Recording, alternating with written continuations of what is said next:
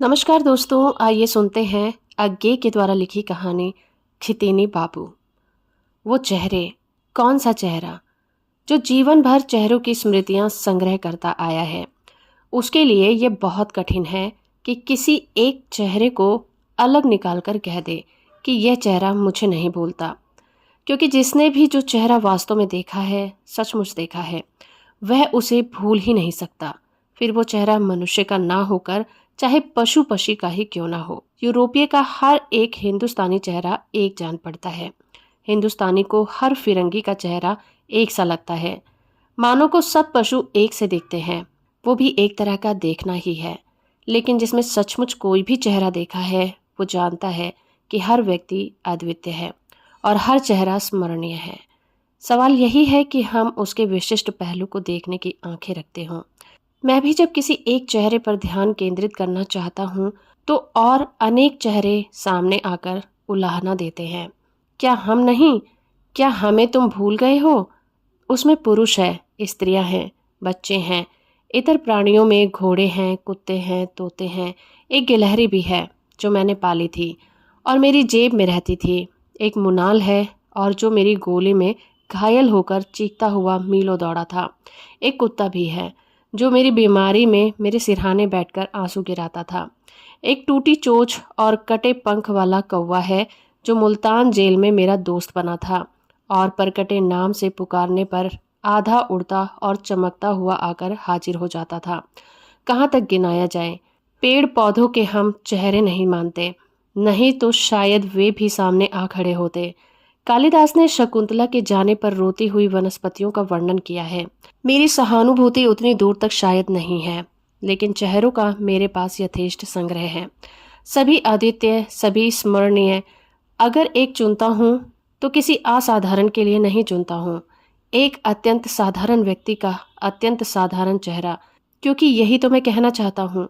असाधारण ही स्मरणीय नहीं है, एक गुदड़ी में लाल है, जरा उसे लौट कर झांकने का कष्ट तो करो। वो चेहरे, वह एक चेहरा, खितेनी बाबू का चेहरा न सुंदर था, न असाधारण, न वो बड़े आदमी ही थे। साधारण पढ़े लिखे साधारण क्लर्क। मैंने पहले पहल उन्हें देखा तो कोई देखने की बात उनमें नहीं थी, इतना ही कि औरों से कुछ कम उनके पास देखने लायक था। चेचक से भरे दागों के बीच चेहरे पर एक आंख गायब थी और एक बाह भी नहीं थी। कोट की आस्तीन पिन लगाकर बदन के साथ जोड़ दी जाती थी। काने का अपशकुन तो मानते हैं, अति चतुर भी मानते हैं, पर खितेनी बाबू की हंसी में एक विलक्षण खुलापन और रिजुता थी। इसीलिए बाद में औरों से उनके बारे में पूछा तो मालूम हुआ आंख बचपन में चेचक के कारण जाती रही थी। बाह पेड़ से गिरने पर टूट गई थी और कटवा देनी पड़ी। उनके हंसमुख और मिलनसार स्वभाव की सभी प्रशंसा करते थे। मेरी उनसे भेंट अचानक एक मित्र के घर पर हो गई थी। मैं दौरे पर जाने वाला था, इसीलिए दोस्तों से मिल रहा था। 2-3 महीने घूम घाम कर फिर आया, लेकिन खितेनी बाबू के दर्शन कोई 6 महीने बाद उन्हीं मित्र के यहाँ हुए। अब की बार उनकी एक टांग भी नहीं थी। रेलगाड़ी दुर्घटना में टांग कट जाने से वो अस्पताल में पड़े थे। वहां से बैसाखियों का उपयोग सीखकर बाहर निकल रहे थे। उनके लिए घटना पुरानी हो गई थी, मेरे लिए तो एक नई सूचना थी। मैं सहानुभूति प्रकट करना चाहता था, पर झिझक भी रहा था, क्योंकि किसी की असमर्थता की ओर इशारा भी उसे असमंजस में डाल देता है कि उन्होंने स्वयं हाथ बढ़ाकर पुकारा, आइए आइए, आपको अपने नए आविष्कार की बात बतानी है। उनसे हाथ मिलाते हुए समझ में आया कि एक अवयव के चले जाने से दूसरे की शक्ति कैसे दुगनी हो जाती है। वैसी जोर की पकड़ जीवन में एकाध बार ही किसी के हाथ से पाई होगी। मैं बैठ ही रहा था कि वो बोले, देखा आपने कितना व्यर्थ बोझा आदमी ढोता चलता है। मैंने टांसिल कटवाए थे, कोई कमी नहीं मालूम हुई। अपेंडिक्स कटवाई, कुछ नहीं गया, लेकिन उसका दर्द गया। भगवान औघड़दानी है ना, सब कुछ फालतू देते हैं। 2 हाथ, 2 कान, 2 आंखें, अब जीभ तो एक है। आप ही बताइए, आपको कभी स्वाद लेने के लिए साधन की कभी मालूम हुई है? मैं अवाक उन्हें देखता रह गया, पर उनकी हंसी सच्ची थी और उनकी आंखों में जीवन का जो आनंद चमक रहा था, उसमें कहीं अधूरेपन की पंगुता की छाई नहीं थी। उन्होंने शरीर के अवयवों के बारे में अपनी एक अद्भुत थ्योरी भी मुझे बताई थी। यह ठीक याद नहीं कि वो इसी दूसरी घटना में या फिर किसी और बार, लेकिन थ्योरी मुझे याद है। और उनका पूरा जीवन उसका प्रमाण रहा है। वैसे शायद बताई गई होगी, उन्होंने थोड़ी थोड़ी करके 2-3 किश्तों में बताई है। तीसरी बार मैंने देखा तो वे दूसरी बाह भी खो चुके थे। मालूम हुआ कि रिक्शे से उतरते समय गिर गए थे। कोहनी टूट गई और फिर घाव दूषित हो गया, जिससे कोहनी से कुछ ऊपर की बाह काट दी गई थी। इस बार भी भेंट हुई तो उन्हीं मित्र के यहाँ हुई, मगर उनकी बैठक में नहीं, उनके रसोई घर में। मित्र पत्नी भोजन बना रही थी और खितीनी बाबू एक मूढ़े पर बैठे हुए बताते जा रहे थे कि व्यंजन कैसे बनेगा। वे खाने के शौकीन तो थे ही, खिलाने का शौक उन्हें और भी अधिक था, और पाक विद्या के आचार्य थे। मेरे मित्र ने उनकी दावत की थी।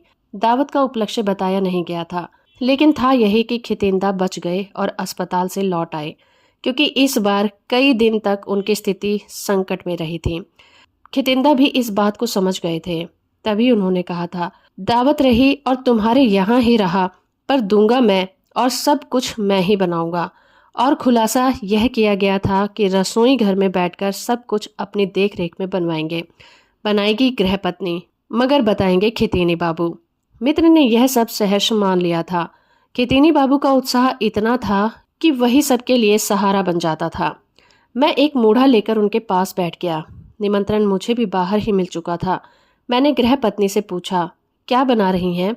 और उन्होंने उत्तर दिया, मैं क्या बना रही हूँ, बना तो खितिंदा रहे हैं। इस पर खितिंदा बोले, हाँ, मेरा छुआ हुआ आप खा तो लेंगे ना? और ठहाका मारकर हंस दिए। उनका छुआ हुआ आप तो ले लेंगे ना? और ठहाका मारकर फिर हंस दिए। उनका छुआ हुआ, जिनके दोनों हाथ नदारत। फिर बोले, आपने भोजन विलासी और शैया विलासी की कहानी सुनी है? मैंने नहीं सुनी थी। वे सुनाने लगे। एक राजा के पास 2 व्यक्ति नौकरी की तलाश में आए। पूछने पर एक ने कहा, मैं भोजन विलासी हूँ। यानी राजा जो भोजन करेंगे उसे पहले चक्कर वह बताएगा कि भोजन राजा के योग्य है या फिर नहीं। जांच के लिए उसी दिन का भोजन लाया गया। थाली पास आते न आते भोजन विलासी ने नाक बंद करते हुए चिल्लाकर कहा, ले जाओ, इसमें मुर्दे की बू आती है। बहुत खोज करने पर मालूम हुआ कि जिस खेत के धान से राजा के लिए चावल लाए गए थे, उसके किनारे के पेड़ से एक मरा हुआ पक्षी टंगा हुआ था। भोजन विलासी को नौकरी मिल गई। सैया विलासी ने बताया कि वो राजा के बिछौने की परीक्षा करेगा। उसे शयन कक्ष में ले जाया गया। मखमली गद्दे पर जरा बैठा था कि कमर पकड़कर चीखता हुआ उठ खड़ा हुआ, अरे अरे, मेरी तो पीठ में बल पड़ गया। क्या बिछाया है किसी ने? सबसे देखा, कहीं कोई सलवट तक ना थी। सब गद्दे वद्दे उठाकर झांके गए, कहीं कुछ न था जो विलासी की कमर में चुभ सकता था। हाँ, आखिरी गद्दे के नीचे एक बाल पड़ा हुआ था। इस प्रकार सैया विलासी को भी नौकरी मिल गई। कहानी सुनाकर खितीनी बाबू बोले, वह भी क्या जमाने थे। मित्र पत्नी ने कहा, आप उन दिनों होते तो क्या बात होती। खितिंदा ने कहा, और नहीं तो क्या, मैं होता तो राजा को 2 नौकर थोड़े ही रखने पड़ते। मित्र पत्नी ने मेरी ओर उन्मुख होकर कहा, खितीन बाबू गाते भी बहुत सुंदर हैं। खितिंदा फिर हंसकर बोले, हाँ हाँ, संगीत विलासों की नौकरी भी मैं ही कर लेता ना। 4 बजे भोजन तैयार हुआ। हम 8-10 आदमियों ने खाया। मेरे लिए स्मरणीय स्वादों में भोजन का स्वाद प्रधान नहीं है, फिर भी उस भोजन की याद अभी बनी हुई है।